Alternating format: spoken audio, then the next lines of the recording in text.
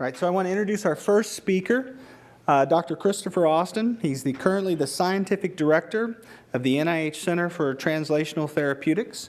He is an expert in the field of chemical genomics, which combines the use of genomics and informatics and small molecule research to better understand informatics and the determination of gene function.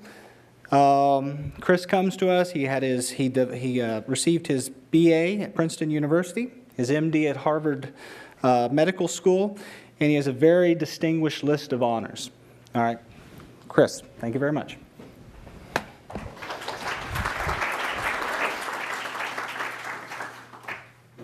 Well, thanks for having me. It's a real pleasure to be here. And as I'll get to, we have some collaborations with folks here, so it's great to actually see the place in person. So what I'm going to try to do is give you a view of what's going on in the field and at my place at NIH. And I'm going to, at the end, put it in the context of this new center that the CTSA program here and we are now part of. But I'm going to say from the beginning that what I'm going to talk about is really the preclinical part. It's really not the clinical part. There are others today, I think, who will talk more about the clinical part. So really, what I am going to talk about is mainly translational therapeutics development. From what you just heard, you heard a very good introduction to actually this title slide, which is not just meant to be pretty pictures, but is meant to connote what we actually think about every day, which is that we are unabashed techno geeks, as illustrated by the technologies on the left side. We're constantly utilizing and developing new technologies to drive some of the information that's been generated into therapeutic implications and eventually into drugs, because as you all know, probably the process by which that is done is horrendously expensive, long, and failure-prone. But we try to do that always in the context of what's on the right-hand part of the slide, which are the people who are affected by the diseases that we study. This boy has schistosomiasis. All that is, it looks like he's pregnant, but that's actually that's all liver and spleen full of worms. This, of course, is Lou Gehrig, who died of his epidemic disease. So this is the problem that at least that I think about, and I think is the question of the era for us in biomedical research, and it's really the subject, I think, of this symposium today. That is that we live in a very paradoxical, bittersweet time. We know more about ourselves in health and disease than we ever have, thanks to the Genome Project and its Omics progeny, as you just heard about. But at the same time, the rate of new therapeutic development coming out of the therapeutic development enterprise has really stayed flat, and this is the number of new drugs that's been approved by FDA over the last decade and a half, and that number is really flat. And interestingly, it's flat all the way back to 1960. So it's an interesting thought experiment to think, well, back to 1960, the number of new drugs approved every year has been about 15 to 20. That, despite the absolutely seismic changes in science and clinical medicine since 1960, that rate has not changed. And the rate has not changed despite the fact that, that there's now 25 times more money being spent on this enterprise than there was in 1960. So you think about this from an economic standpoint, we are spending 25 times as much money and getting the same result. Now, if you ever took economics, you will know that is dramatically negative productivity growth. And remarkably, this has been a very rather constant, depressingly constant trend over the last 60 years, 50 years, 60 years almost. And there are a lot of reasons for this, but I'm going to argue that the reasons are predominantly scientific. This process is remarkably empirical. And remains remarkably empirical. And what we need to do if we're going to change this is to change the process of therapeutic and diagnostic development from a trial and error empirical process where we really don't understand what we're doing, but we hope we bump into the answer if we keep trying it enough, which is the current model. And I can say this because this is what I do, into something that has a theoretical understanding and scientific basis to it, because then it will become more predictive and more effective.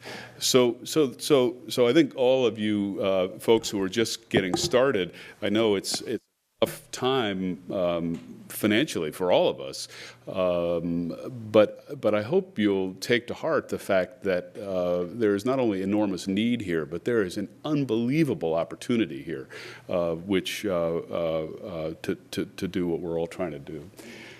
Okay, so here's another kind of problem that you may not be aware of the scope of. There's actually 7,000 diseases that affect the human family.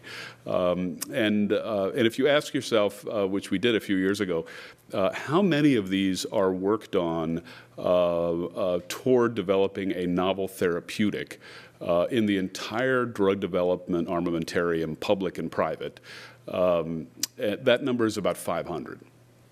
And what I mean by drug development is true drug development. I'm not talking about finding genes or doing more basic target validation. I'm talking about actual development of an entity that you could give to a person to affect the disease. So what that tells you is there's about 6,500 diseases that nobody works on.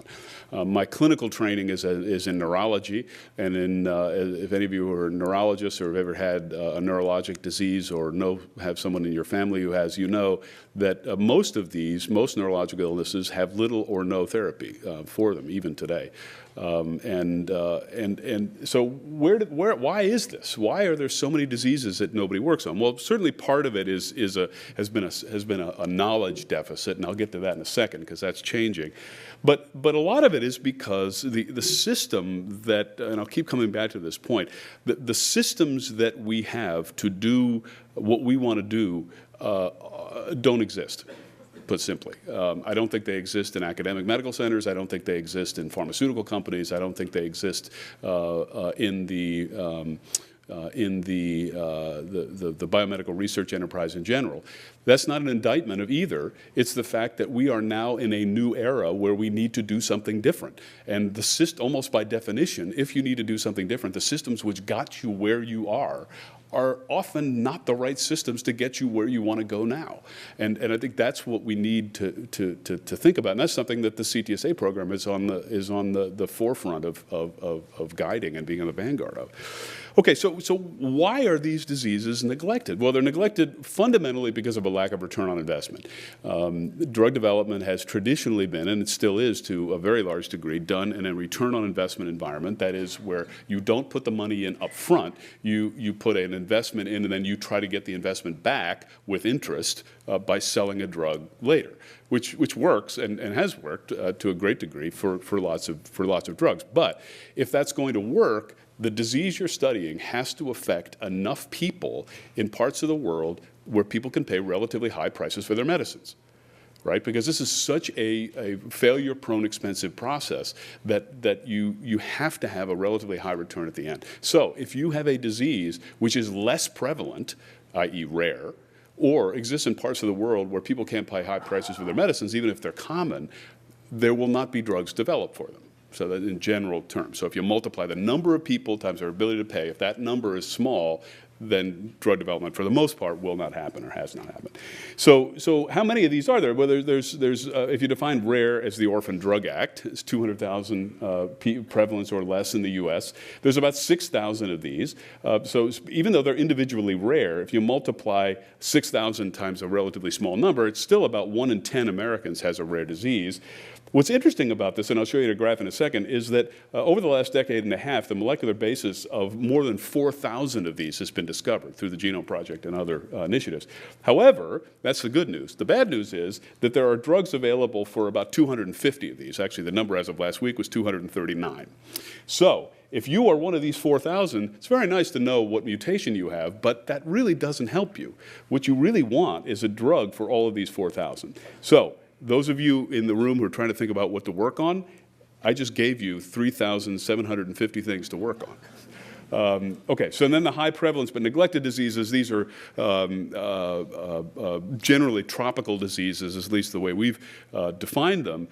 But what's interesting about the neglected space is that we always used to think about, and by used to, I mean 5 years ago, think about neglected diseases as tropical diseases, things like malaria, tuberculosis, et cetera, leishmaniasis, schistosomiasis. There's two interesting things that have happened about this. The neglected tropical diseases, some of them are really not neglected anymore. Malaria and TB among them actually have very large amounts of money that are put into them.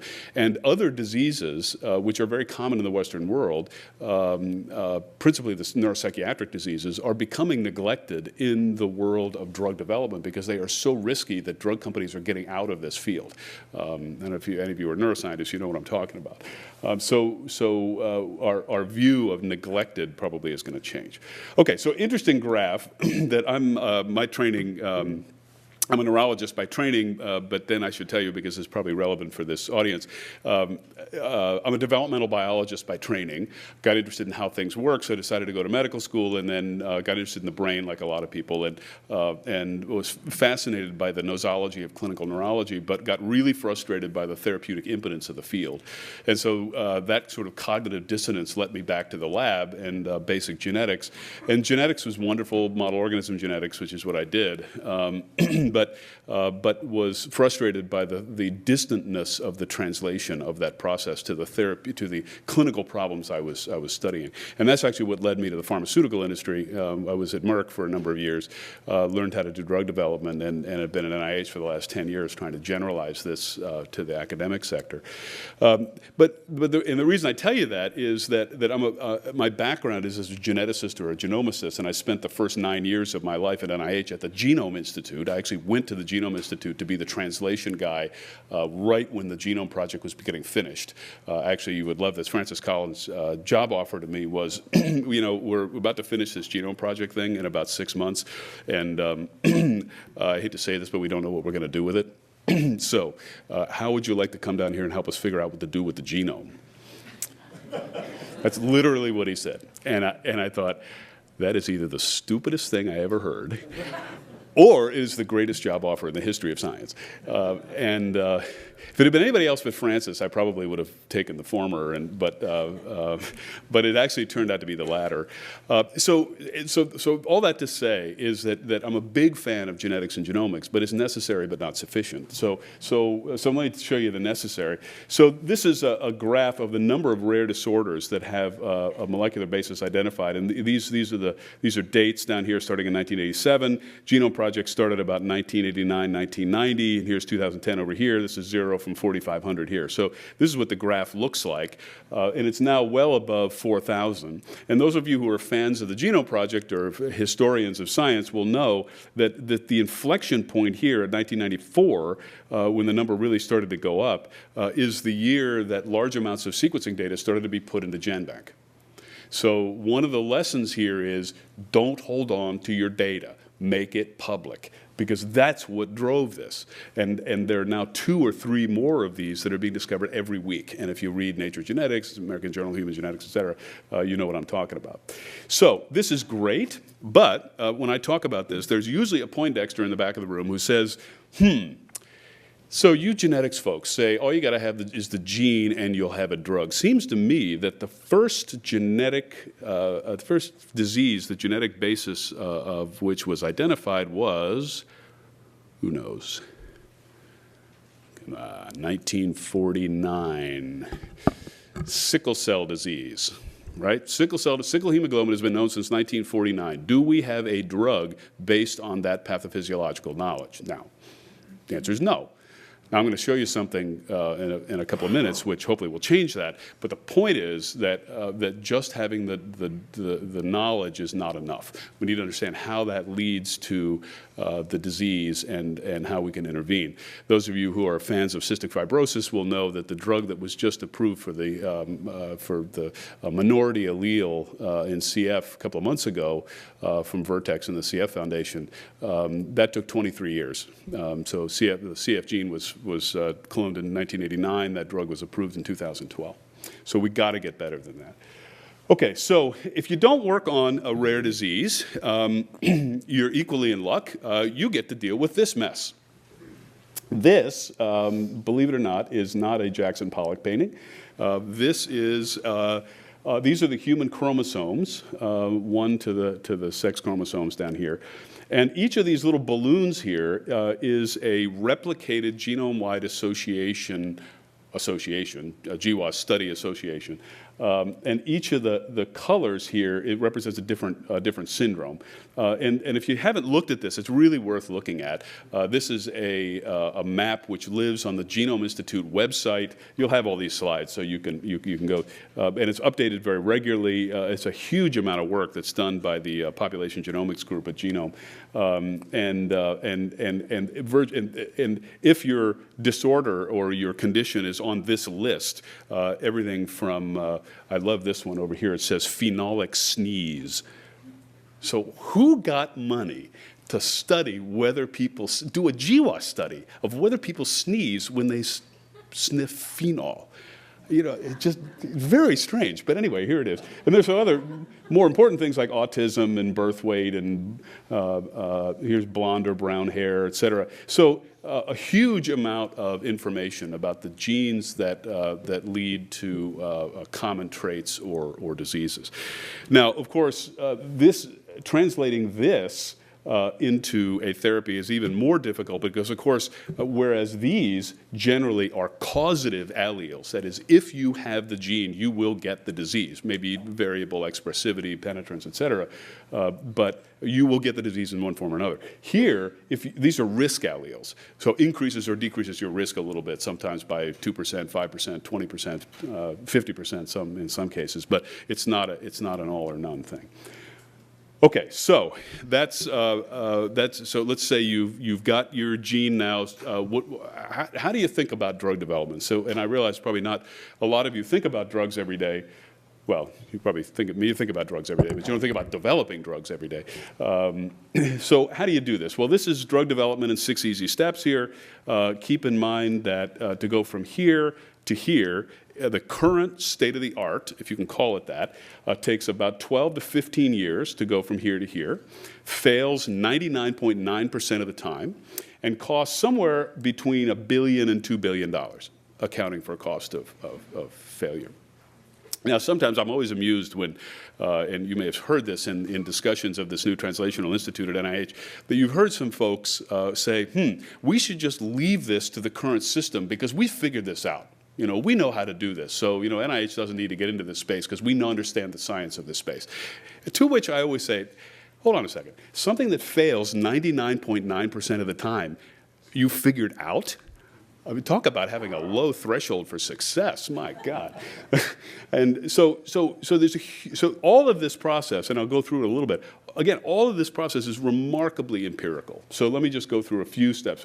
So most of you probably work down here or you work down here. So identifying a target, generally what people are doing by target, what I mean is they're studying the pathogenesis of a disease, and at some point they realize that there is a switch or a lever which is off in the disease. It's either too active or it's less active than it should be, and that leads to a disruption in a network that you'll hear a lot about today, and that has a knock-on effect which eventually leads to a phenotype which we call a disease.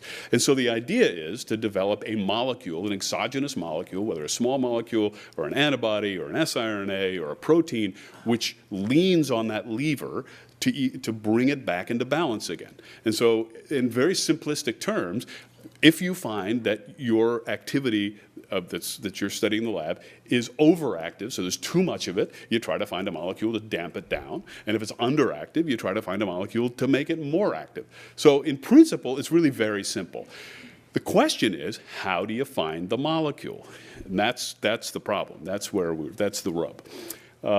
So the problem is that because we are so bad at understanding, for the most part, particularly with rare diseases, what chemicals are actually going to have these effects, we need to screen very large numbers of them. Generally 100,000 or more, that in something called high-throughput screening. So robotic screening is a very sexy sort of thing to do these days. We do a lot of it. This is a picture of a robot at our place. But think about this from the perspective of how little we know. So what I just told you is that we have a target, we have a protein, and we want to identify a compound which is going to affect that protein or a cellular phenotype. So we are going to go test 100,000, or in our case, 450,000 different possibilities. Now, that's wonderful, and we have the capacity to do that now, but that is prima facie evidence that we have no idea what we're looking for. Right? I mean, if we have to look in 450,000 random directions, I often say it's like if you're looking for a 7-Eleven at 2 in the morning, and you just get in your car and start driving. Eventually, you will run into a 7-Eleven. You may have to take 450,000 turns, but you will eventually run into a 7-Eleven. That is no way to find a 7-Eleven. What you really ought to have is a map. The problem is there is no map now. We're trying to develop a map, and we all need to develop a map together, but it doesn't exist now. And you'll hear a lot about this today, about how to make that, how to create that map. Okay, so because this is the case, and this large number needs to be tested, you have to have a testing system that allows you to run through, in our case, 450,000 compounds, but you can't do it at a single concentration, because we all know that drugs have different effects at different concentrations. Sometimes it's too low, sometimes it's too high, sometimes it'll cause toxicity, et cetera, et cetera. So we test all of our chemicals at 6 or 7 concentrations. So you multiply 7 times 450,000, that's about 3 million, and we have to screen all of those in a week. So you have to do 3 million tests in a week. And we actually calculated once how long that would take a grad student to do. It would take 8 hours a day, 7 days a week for 12 years. And we do it in a week. So it's very much like high-throughput genome sequencing now. But the problem with this is that it requires a testing system which is very different from what people usually use in the lab, because it's got to be completely automatable, it's got to work in 1536 well plates, very low volume, and has to have a signal-to-noise and a reproducibility which is far higher than you would require for the lab for statistical reasons. Okay, so as if that wasn't hard enough, then what you get out of these screens is just the starting point to a potential drug. A typical project will spend 3, 4, 5 years in medicinal chemistry, meaning that you are making chemical changes, small chemical changes to the chemical that came out of the screen that was in this high-throughput screen to try to improve its properties. So generally, when you're screening for something, you're looking for a chemical that has one effect. It binds to your protein, or it has an effect to increase or decrease the movement of a protein around in a cell, whatever you're trying to reverse in your system. The problem is, in order to go into animals, you need about 10 different characteristics, one of which is that effect on your target. But you got to have about 10 other characteristics, which, and then to go into humans, you need about 20 of different characteristics. And those things are things like solubility and selectivity and metabolic stability and lack of toxicity and hERG activity and all kinds of things. The problem with this process here is that it's like doing a Rubik's Cube. If you got to have 20 things, if all you had to do was add to the list, it'd be great, because you get the first out of the screen, then you just add the 20. That'd be relatively straightforward. The problem is it doesn't work that way. So in order to add the second, you usually lose the first. And if you get the first and the second characteristics, and you try to add the third, you lose the second. And just like a Rubik's Cube, if you've ever tried to do that. And I don't know about you, I've never actually managed to solve a Rubik's Cube. And I discovered this was a problem when I got to Merck. And I talked to medicinal chemists, first-grade medicinal chemists who had worked their entire careers at Merck and never developed a drug that had made it through into clinical use. And that was really sobering. It told me this is a much bigger problem than I ever anticipated. They didn't tell me this at Harvard. I don't know, did they tell you this at Harvard? They didn't tell you this. They told us we knew everything at Harvard too, and they didn't. So I wanted to give my degree back, but it's true.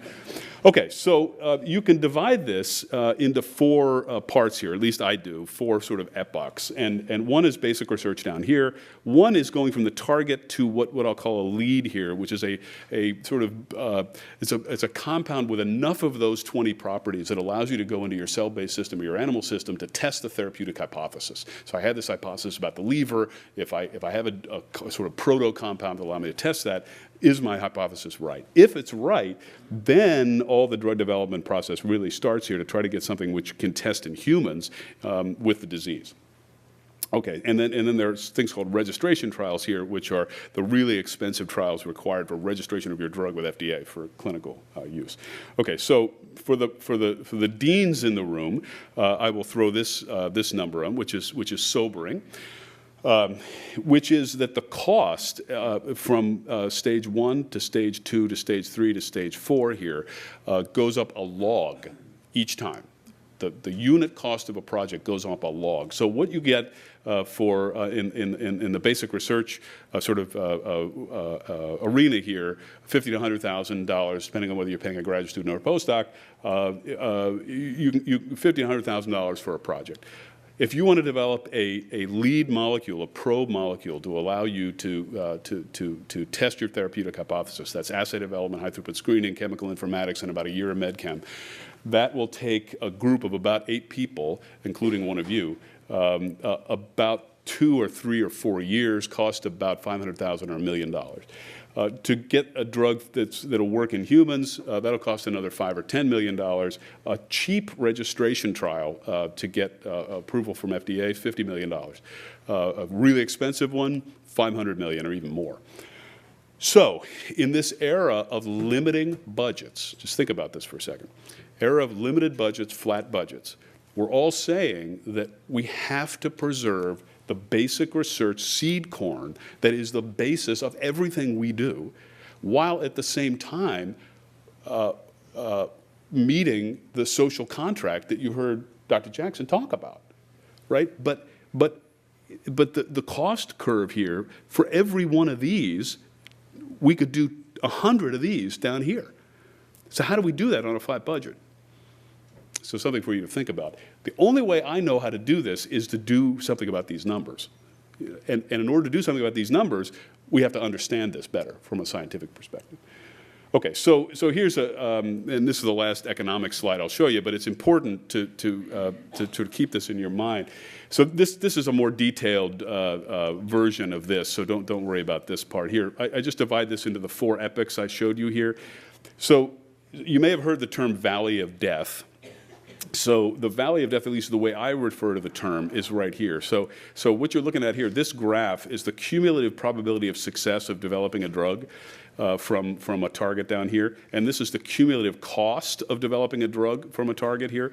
And you'll notice that there's this really awful stage here in the middle where the probability of success plummets and the cost increases dramatically. And a lot of this increase in cost is driven by this increasing failure or decreasing probability of success. And this is why this is the valley of death. So just imagine that you go to your chairman now, and you say, you know, I got this great project, this great translational project I want to do. And I got this target here, I maybe even done a little screening, and I want to work in this space here, but it's absurdly expensive, very likely to fail, and even when I get to the end, even if it's successful, I can't publish it. When do we start? Right? I mean, when I said that we don't have the systems to do this, it makes perfect sense. People don't work in this space, right? It's very expensive, very likely to fail, and it's inconsistent with the way that we're all promoted and tenured, including myself, right? So, but with the exception of repurposing, which I'll get to in a second, there is no way, as Ogden Nash said, to get here from here without going through the valley of death.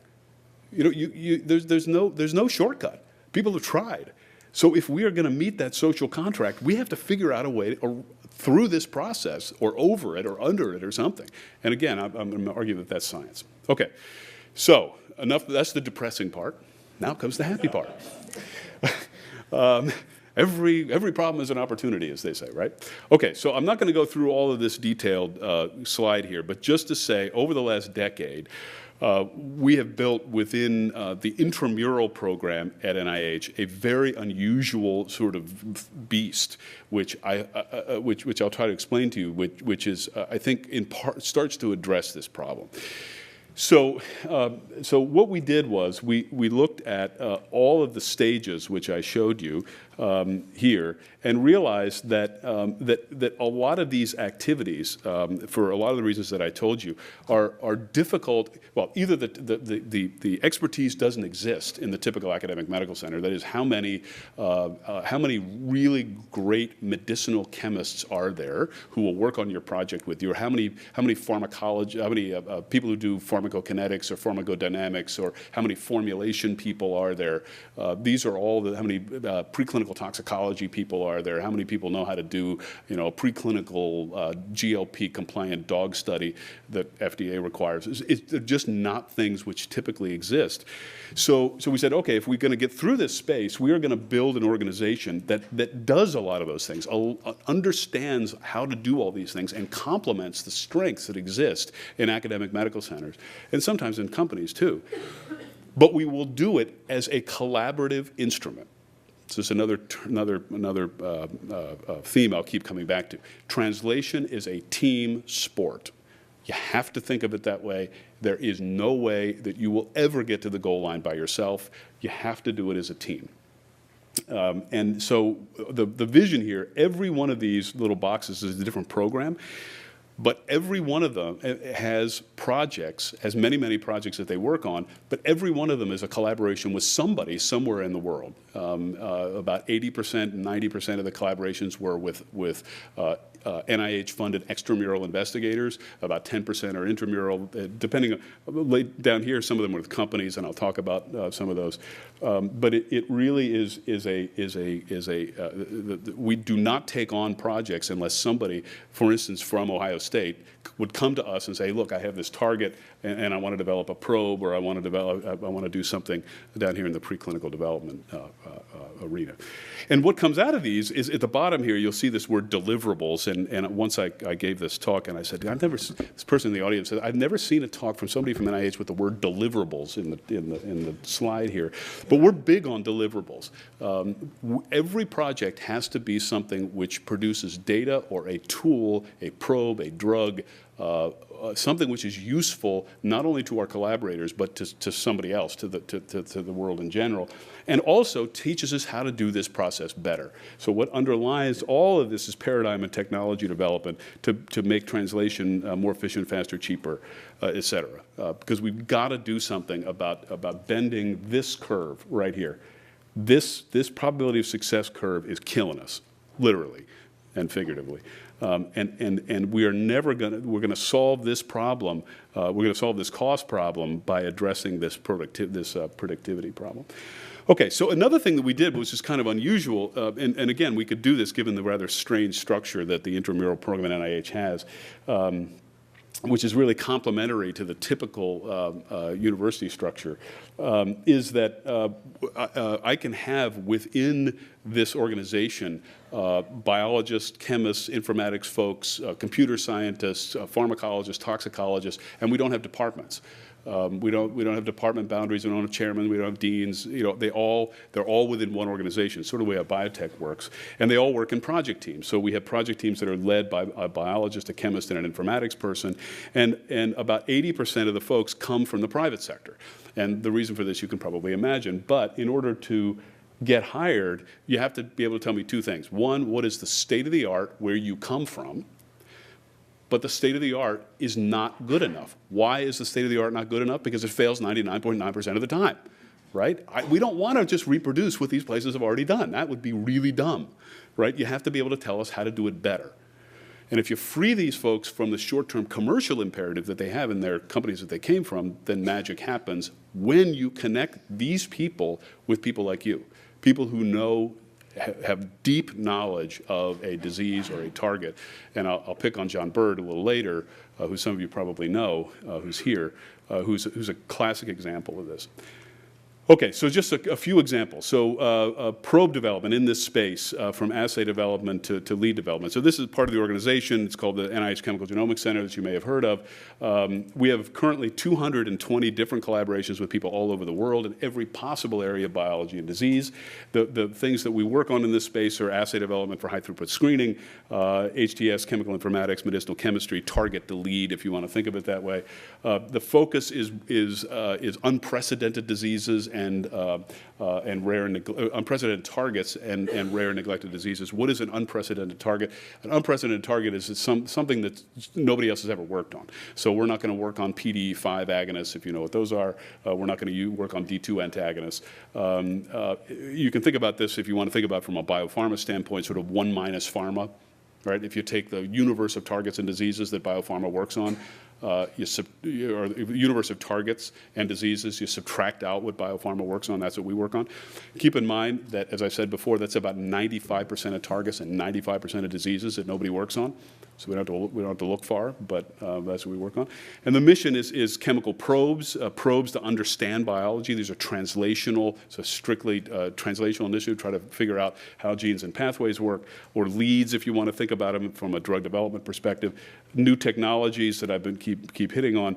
And eventually down here, it's a whole separate talk that so I can't talk about this today, but ultimately, we really want to understand what we mean by chemical genomics. So the sort of Star Trek vision here is that we want to understand what are the general principles by which small molecules and their targets interact. And we don't understand that. And the fact that we don't understand that is why we're so bad at getting activities of small molecules we do want and avoiding activities of small molecules we don't want, otherwise known as toxicity. And we need to understand that. Okay, so there's two ways you can go at this. One is the conventional way, starting in our case with a little over 400,000 compounds, takes you 15 years to go from here to here. This is, sometimes you have no choice but to do this. Actually, most of the time you do. And we're trying to speed this up, but this is the current state of the art. So this is a very complicated slide, but I think it's important for all of you to know.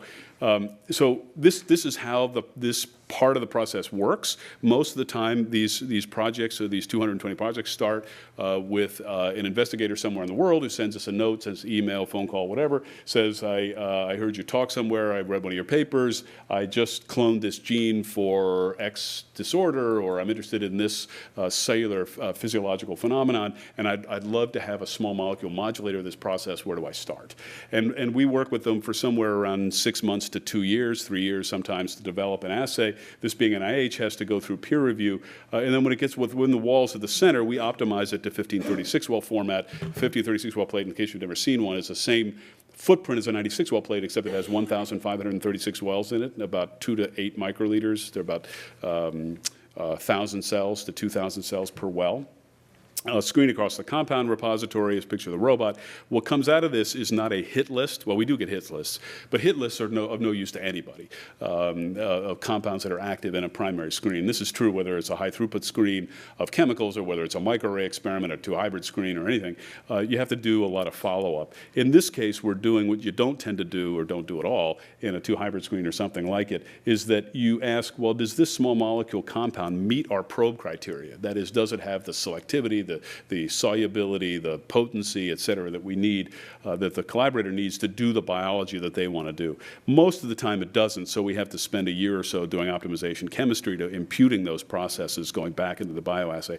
And then what comes out of this is a lot of data that goes into this browser, the screening data goes into PubChem, and then with the investigators we publish a lot of papers and drink a lot of champagne and all that.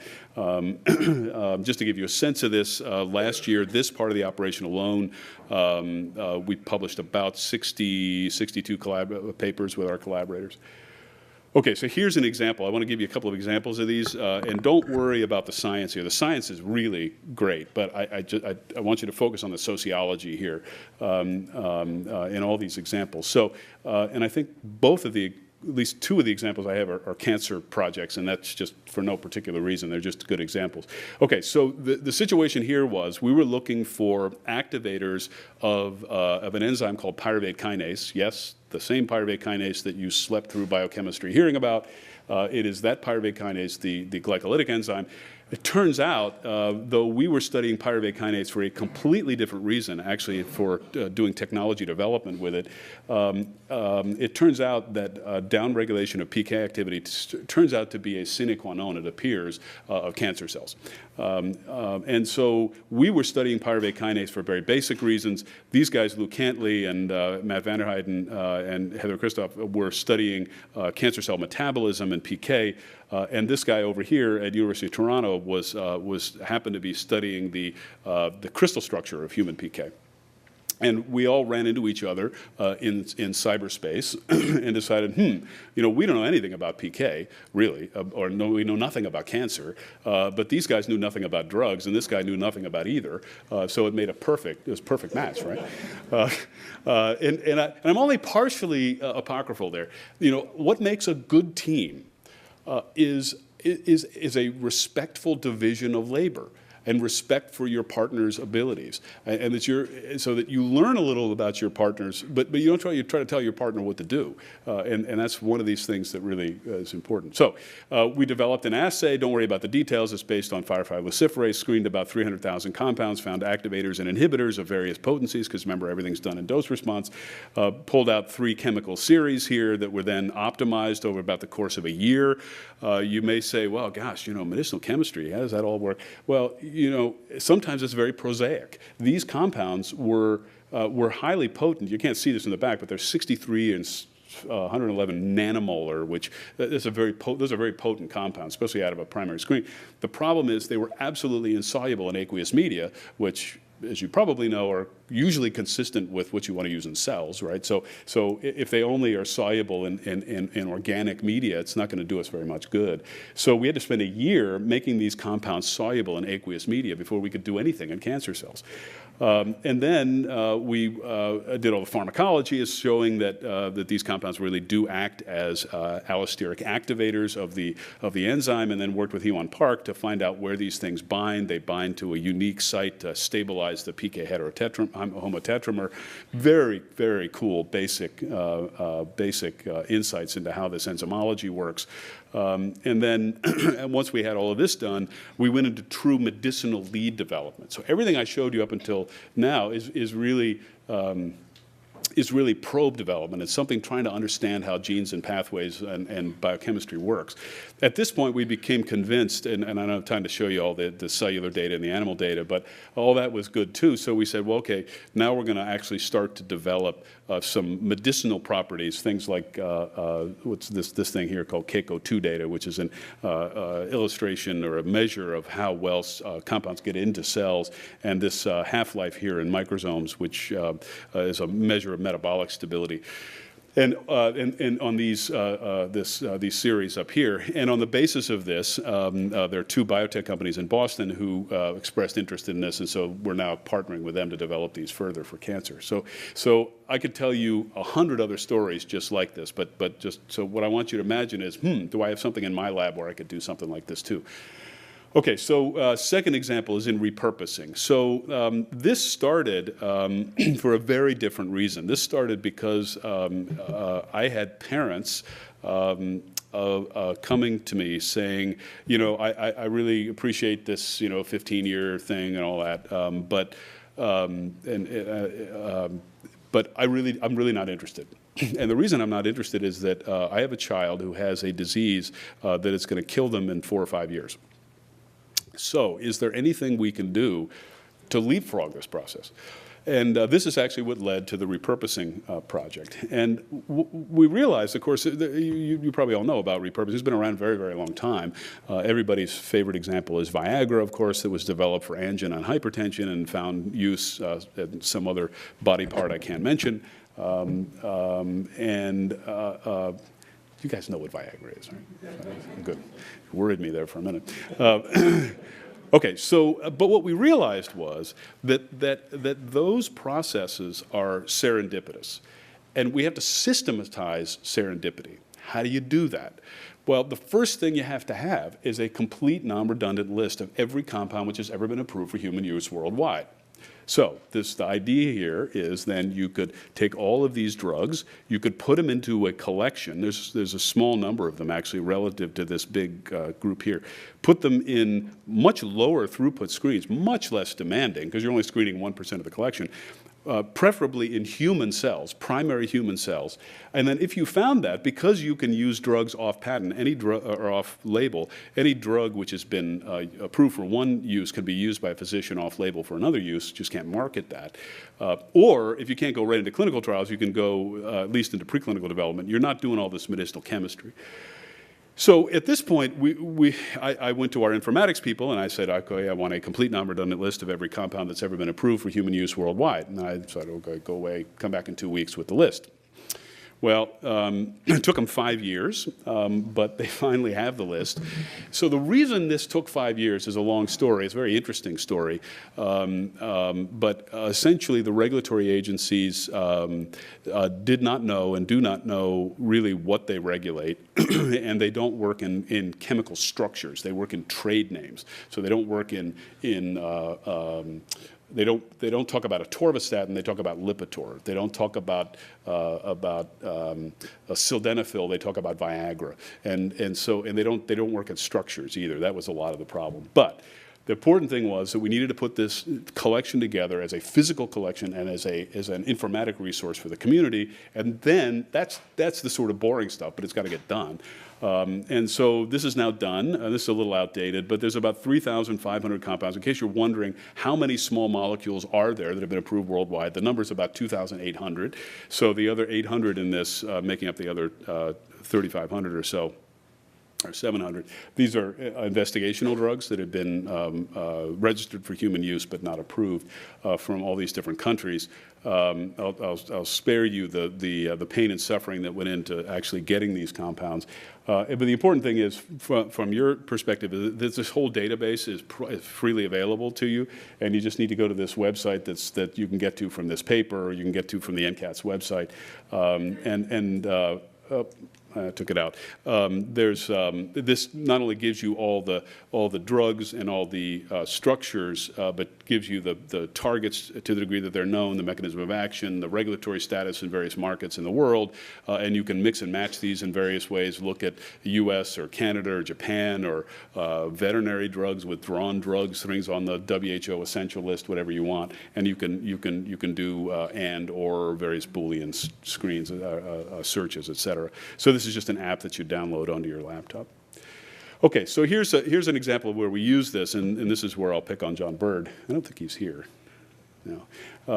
Okay, so this is an example of refractory CLL. So chronic lymphocytic leukemia is something that affects about 15,000 people, new people every year. There is a standard of care chemotherapy, but ultimately, like most cancers, virtually all patients relapse and eventually die of their disease. So the question is, how do we treat these patients with refractory disease? So the thought here was very simple. That is, could we take CLL cells directly from patients and screen them across the entire drug collection? We know what we're looking for. We're trying to kill these cells, so it's relatively straightforward. So we chose this as sort of a case study to try to work out this whole model. This was a great model because CLL patients, of course, make billions of CLL cells that they are more than willing to give you. So these patients went into the clinical center at NIH, and Adrian Wiesner, who's a collaborator at NIH, at the Heart, Lung, and Blood Institute at NIH at the clinical center, phoresed these patients and brought the CLL cells up to our place where we screened them across the drug collection at dose concentration between a nanomolar and 57 micromolar, and we're trying to kill the cells. That's the readout. And there were, as a control, so we did 6 CLL patients and 5 normal donors that were phoresed for their normal B cells. That's the cognate of a normal cognate of a CLL cell. And what we're looking for here is compounds which kill all the CLL cells, but they don't kill the normal cells. That's what we're looking for. So here's the results. This, I think, is probably the only data. So I won't show you much more data, but here's data. Okay, so this is a typical heat map. On the x-axis down here these are the CLL patients. These are the normal donors. These are other kinds of cancers. So each column here is a patient, and each row is a different drug. And these are the 102 drugs out of the 3,000 or so that were tested that killed all of the cells from the CLL patients. And so all the drugs which didn't have any effect, of course, aren't on this slide. And what you're looking for is drugs which killed all the cells from the CLL patients, but had less effect in the normal donors. And you'll notice that there's a small group here at the bottom where there are that have little or no effect in the normal donors. It turned out one of these was an old rheumatoid arthritis drug called Oranafin. It was approved in 1984, and this is not something that we were expecting at all. Actually, when I first saw this, I thought, Oranafin, CLL, you've got to be kidding. I wasn't even going to look at it. It turns out that's now in a clinical trial. Getting back to my point about collaboration. So when we got this finding, it was very clear that we had a bull by the horns here, and we really wanted to run with this as rapidly as we could and get into patients. That had to be our primary responsibility and our primary goal. And so we reached out to the experts in the world on leukemia and lymphoma, that is the Leukemia and Lymphoma Society, and we reached out to some folks at University of Kansas who are really good at repurposing and clinical pharmacology, expertise that we didn't have particularly at the time, formed something called the Learning Collaborative, and in a year from signing this agreement to this announcement, it took a year to go from signing this, from making this arrangement, to being into people. So having the IND approved and being into people. And I'll just point out here that, John Bird was brought into this collaboration through the Leukemia and Lymphoma Society. So we were the first ones to admit we don't know what we need to know about leukemia, about CLL. So we reached out to Leukemia and Lymphoma Society, said, who's the best person in the world to work with in this? They said John Bird, called up John Bird. John probably wouldn't even have responded to us because he doesn't know us, but he knows LLS, and so that he was brought into this system, and together these three sites are now doing this trial. Okay, so probably the last example, and then I'm going to tell you just a tiny bit about TRND. Okay, so let's say you have a compound for a rare disease here that you've taken through a lead, but unlike that one that I showed you, the PK example that is, it turns out, just for no fault of our own, we sort of bumbled into this, seems to be perhaps applicable to many, many cancers. Let's say you have a rare disease that affects 20, 30, 50 people in the whole world. No company is going to be interested in that process, in that drug right here, in that compound right here. You're going to have to do all of this development. So how do you do that? Well, that's why TRND was started, to address this problem. So it picks up where the NCGC ends. It's exactly the same collaborative model. So it's a collaboration between the intramural folks, in this case folks with later stage drug development expertise, and extramural company foundation labs with appropriate expertise. And every project is, again, it's like what I said before, every project is both develops a clinical candidate and tells us something about how to do the process better. They enter the process at any stage through the valley of death that I showed you, and are advanced just far enough to get a company interested in this to license it so that they'll take it through. So we only want to take these just as far as we have, because remember, we have 6,000 diseases to solve before I retire. So we only want to work as short a time as we can, and then we're going to go back to the next one. Okay, so what have we done since 2009 in the last little less than 3 years? There's now 14 projects that I'll show you in a second. There's public solicitation. We're only doing small molecules and biologics at the moment, really for budgetary reasons. There's 12 small molecules, 2 biologics, 2 platform technologies. We have 2 drugs in people now, the CLL example that I showed you, and a sickle cell drug addressing that problem that I showed you, that I talked about in a second. The sickle cell project went into patients actually day before yesterday. Doing a lot of natural history studies. Those of you who are interested in natural history, we had a big conference at NIH just in the last 2 days on natural history. It's a big problem in developing in this space.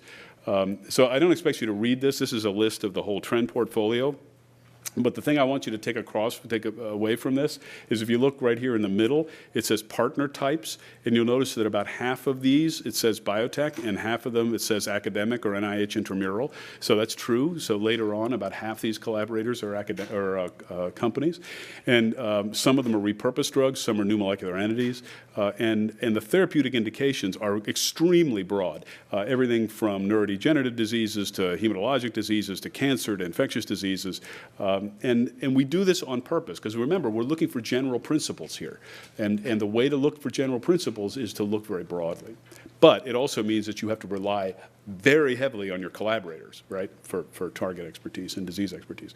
So because TRND is different, the mechanism to work with us is different. The usual mechanism, of course, as you all know, is there's a funding announcement, you apply to it. If you get a positive review, you get money, and then you go off and do your thing.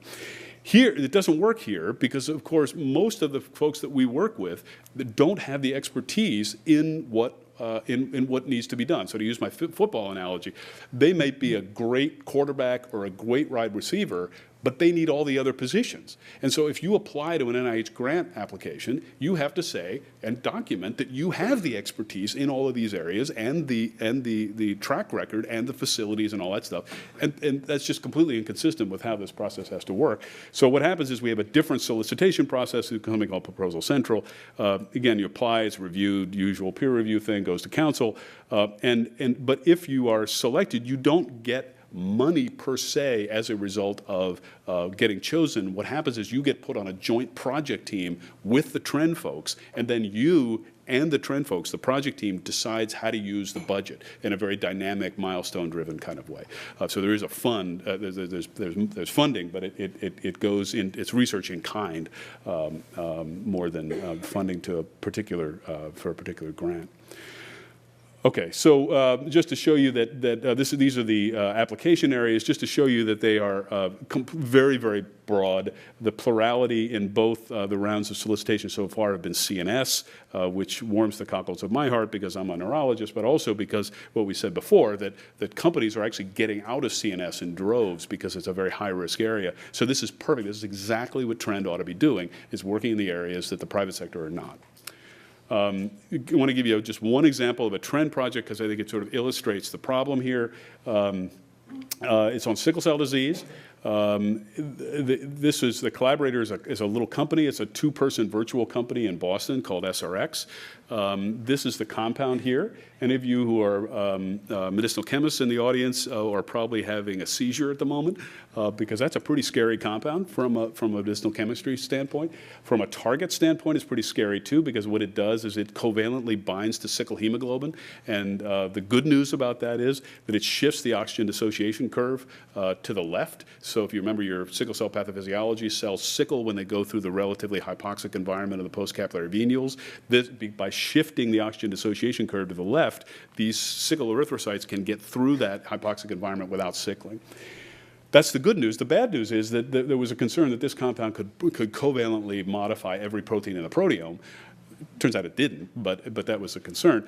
So there was target risk, there was chemical risk, there's a very sorry history of clinical outcomes in this field, there's regulatory risk, there's clinical risk. So no company would touch this, even though it's a very attractive mechanism that addresses the fundamental pathophysiology of the disease. It's a huge public health need, and it's an embarrassment, frankly, that we do not have drugs for sickle cell disease now.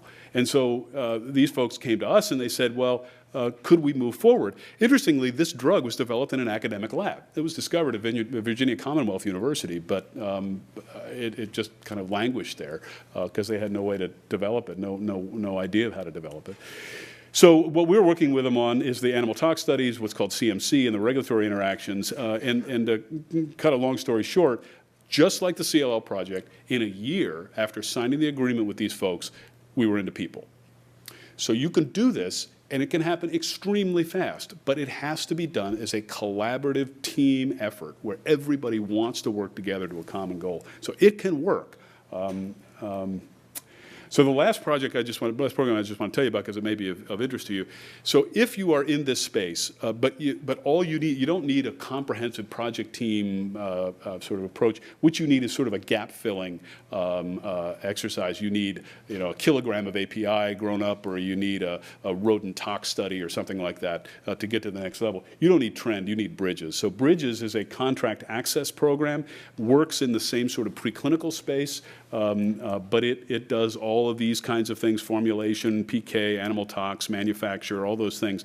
And so in this case, if you get accepted to the program, we will sign the project, to one of our longstanding contractors and get the work done and give you the data. So it's a sort of different model to do the same thing. Okay, so lastly, just a tiny bit about NCATS. In the last second here. So everything I just told you since 2002 has been within the National Human Genome Research Institute, which are the folks who brought you the Genome Project. And it was put there because it started, as I said at the beginning, as a translational initiative on the heels of the Genome Project. Partially because we'd sort of outgrown that environment, and partially because of this enormous opportunity and need, we were merged with the CTSA program and the Office of Rare Diseases into this new center at NIH called NCATS. It was formally established only about 5 months ago, a little less than that, 2 days before Christmas. So what is the purpose of this center? Because it really is a new center, as an institute and center at NIH, center with a capital C. Its purpose is, and I'll just read this because it's actually important, to catalyze the generation of innovative methods and technologies that will enhance the development, testing, and implementation of diagnostics and therapeutics across a wide range of human diseases and conditions. Now, you'll notice the words catalyze, methods and technologies, development, testing, implementation. Notice the word here, diagnostics, too. I haven't said anything about diagnostics, and so this is going to be kind of a new thing for most folks in NCATS. Probably not here, but at NCATS. If you want to know sort of the magnum opus of this, you should read this. This is Francis's paper in Science Translational Medicine from about a year ago. It's still pretty accurate as far as what NCATS is thinking about. Some of the translational challenges that we've been talking about that are listed in this paper. We've been talking about mainly for the last hour over here on the left side. Have been talking less about the right side, but this is really the sweet spot of the CTSA program. And this, in my mind, is why this is such a fantastic opportunity, because it merges these two organizations which have remarkably complementary expertise. Okay, so this is a synthesis. You may know that though this is a new center at NIH, it is a very special kind of new center. It is a new center with no money. That is no new money anyway. It is a reorganization. These programs were picked up out of their legacy institute and put into this new institute. So the CTSAs, of course, came from the former National Center for Research Resources. This organization, the National Center for Translational Therapeutics, that was within Genome. That's the part that I run. The Office of Rare Diseases, run by Steve Groff, that was in the Office of the Director, and potentially, not potentially, this Cures Acceleration Network component that I'll just say something about in a second. And all of these were merged into NCATS. And the point of NCATS is that it really is much more than really any other institute at NIH. It is meant as a collaborative instrument with the other institutes and centers. So I'll skip through this because we've already talked about this.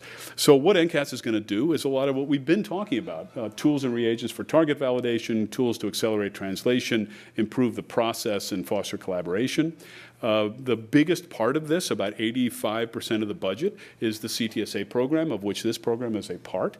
It's a national consortium of 60 organizations at academic medical centers worldwide. That I don't need to tell you what they do because you're here.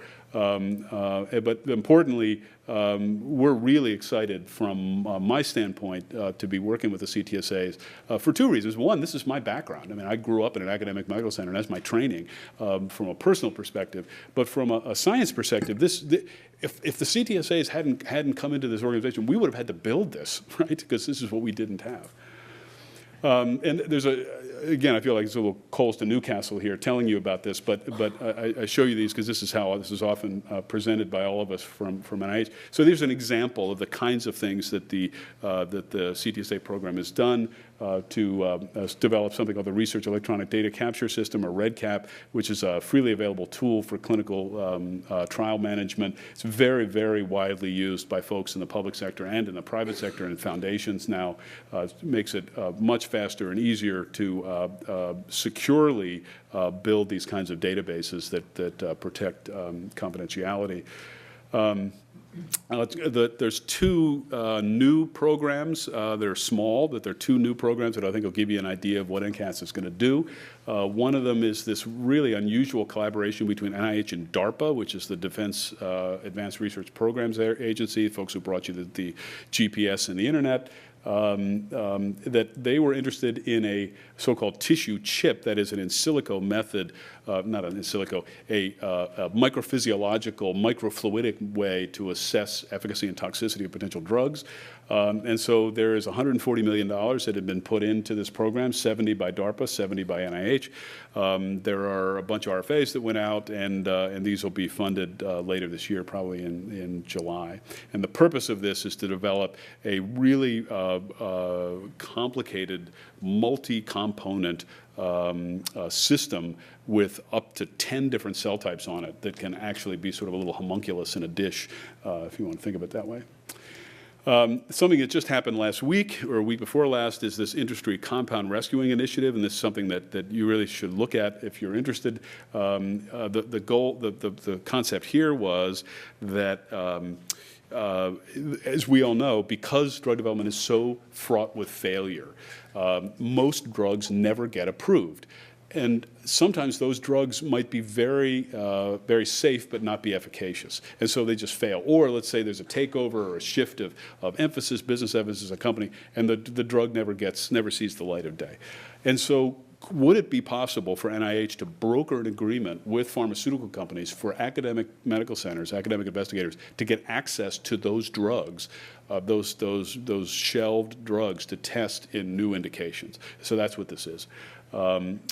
In this program, NIH is going to provide the funding, it's going to do the RFA and the review, and the pharmaceutical companies are going to provide the compounds and all the data that they've generated in this, including all the exposure data, the tox data, all that kind of stuff. These are all drugs that have been into people already. So this was announced last week, or something on the 3rd, I think, 3rd of May, so a couple of weeks ago. This is a program so far with Pfizer, AstraZeneca, and Lilly. There's only 24 compounds, but the hope is that this will expand over time. There is an RFI, Request for Information, which is out now. So if you go to the NCATS website, and please respond to this RFI if you're interested in it. The RFA is going to come out this summer, probably in June. The awards won't be until FY13, however. And what happened as a result of this is many companies have approached NIH after this and said, why didn't you include us? Which is kind of nice to hear, actually. So my suspicion is that this number will go up. Okay, lastly, and I promise this is the last thing, Cures Acceleration Network. This is it was a component in the healthcare bill, the Affordable Care Act. The purpose was a program to advance development, as the legislation says, of high-need cures. It has a couple of really interesting sort of features to it. It actually requires matching funds, 1-to-3 match, although that can be waived by the NIH director.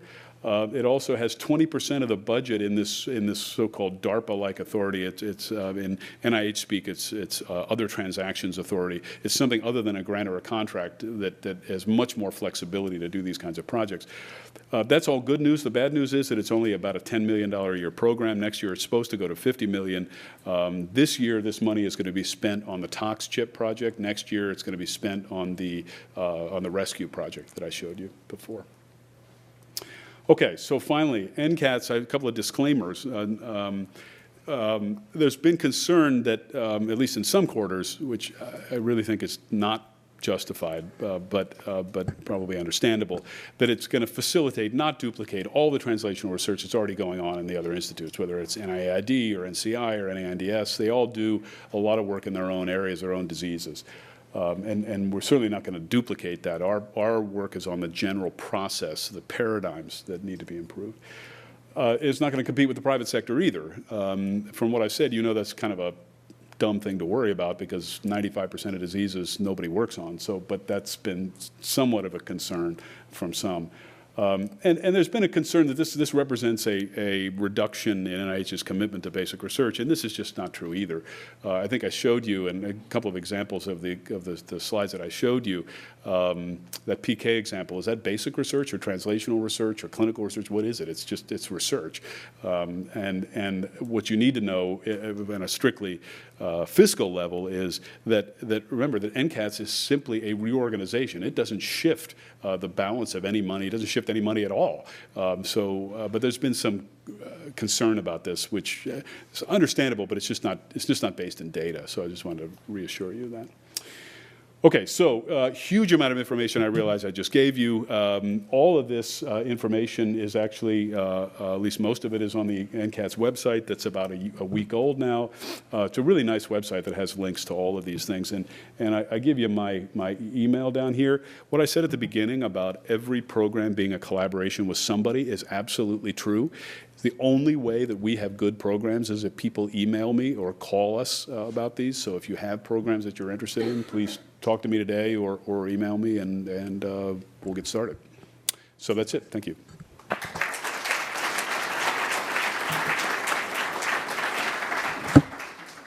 I think in the interest of time, we just keep going. Well, maybe one question. Yeah. Are there programs different for children versus adults? I mean, It's a great question. No. But about half the projects, I assume you're talking about the TRND projects, the later development projects, half of them are in kids because rare disorders and neglected disorders kids are overrepresented in those. Yeah. All right, let's thank our speaker one more time.